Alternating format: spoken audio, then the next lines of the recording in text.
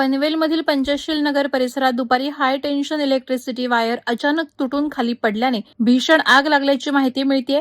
यात अनेक झोपड्या जळून खाक झाल्या असून परिसरात मोठी खळबळ उडाली होती। पोलीस, ट्रॅफिक विभाग आणि अग्निशामक दलानं तातडीनं घटनास्थळी धाव घेत बचाव कार्याला सुरुवात केली।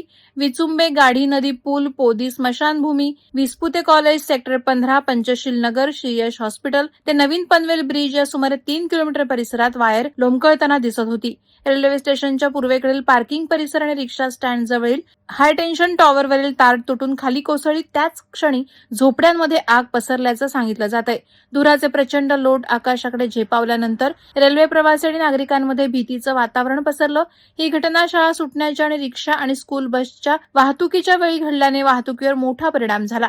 रेल्वे प्रवास करणाऱ्या प्रवाशांनाही अडचणींचा सामना करावा लागला। या पार्श्वभूमीवर प्रशासनाकडून परिसरात वीज पुरवठा बंद करण्यात आला होता। आता अग्निशामक दलाकडून आग आटोक्यात आणण्यात आली असून किती नुकसान झालं याबाबत मात्र अद्याप स्पष्टता मिळालेली नाही। वादळवारा लाईव्हसाठी संजय कदम, पनवेल। नवी मुंबई व रायगड जिल्ह्यातील ताज्या बातम्या आणि घडामोडींसाठी सबस्क्राईब करा वादळवारा लाईव्ह चॅनल आणि दाबा बेल आयकॉन।